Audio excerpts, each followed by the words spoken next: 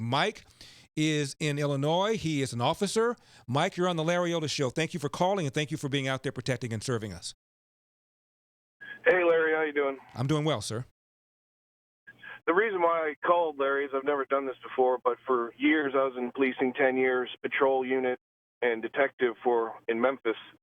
And I never spoke out because most cops are fearful of, coming on radios or other things and voicing their opinion. But I got out of it 3 years ago, so I'm in a position to, stick up for their side when, sometimes they're not allowed to do it themselves. Mm-hmm. But I looked at the video from the beginning to the end. I've been in these situations. I've fought suspects for guns. I've been shot at. And I can tell you one thing. When you're fighting on the ground and you don't know what's going, which direction, what did he grab? He looked like he was grabbing towards belts. You don't know what's coming out. As soon as he pops up, you run. You're in tunnel vision. All you see is you don't see any fine details.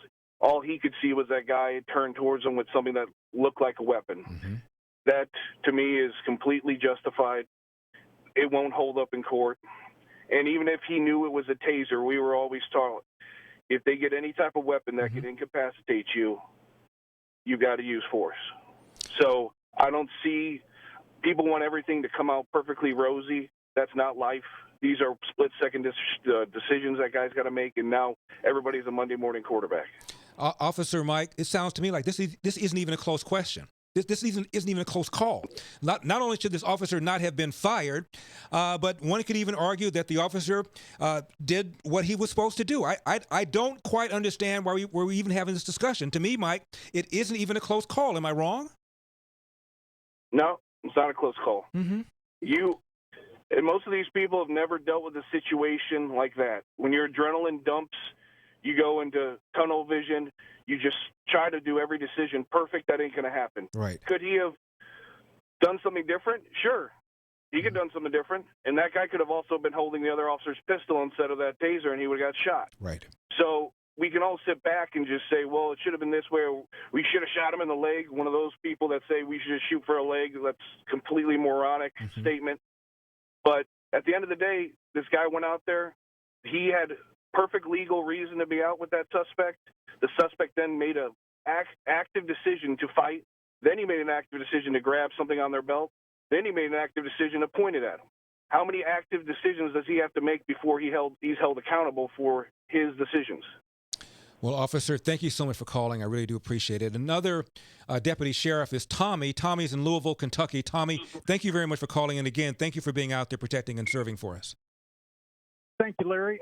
First thing first, thank you for your voice for us. We appreciate it. You don't know how much we appreciate it. Thank you for your voice and continue giving them. Metro police officer for 23 years. Went to the sheriff's office where I'm at now for 14 years. I've been tased twice voluntarily in training, and I don't know if that officer involved in the shooting was ever been tased, but if he hasn't been tased, he has seen films of tased, or he's seen other officers tase people. Larry, when you're tased, that only thing you can think of is intense pain. Your mind's blocked out, your muscles tighten up, you tense up, and you hit the ground. Now, this guy, not all tasers are made the same, but you just can't take a taser out of a holster and point at somebody and pull the trigger. You usually got to flip up a little lever.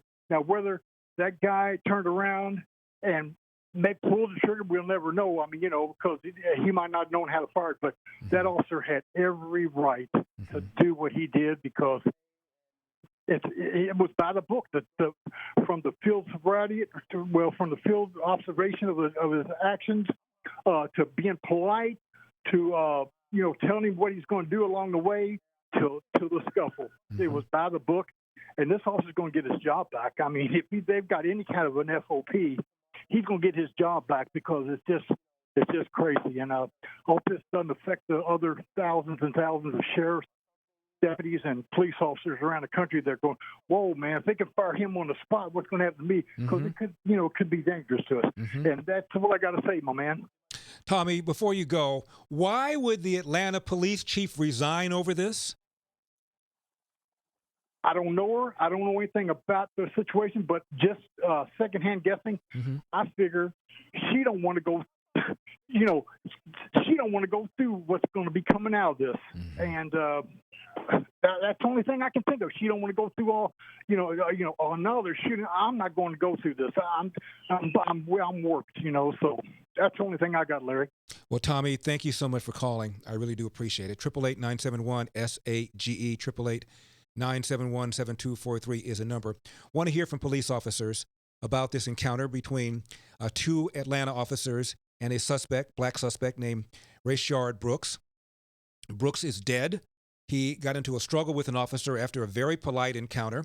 The officer realizes that the suspect was drunk after he blew above the legal limit on the breathalyzer. He then very politely told him he was going to have to handcuff him and take him to the precinct, at which point the suspect resisted violent struggle on the ground. Apparently, a taser taken. Suspect runs. Officers pursuit on foot. The suspect turns around, points the taser at one of the officers. Officer opens up and fires, shoots him 3 times. Officer fired on the spot. The Atlanta police chief, as I just now mentioned with Tommy, resigned. It doesn't even seem like a close question to me. The officer did everything he was supposed to do, and they're still rioting. Burning down the Wendy's. By the way, the fire trucks couldn't get there to put it out because of the protesters were blocking it. I'm Larry Elder. You're listening to The Larry Elder Show.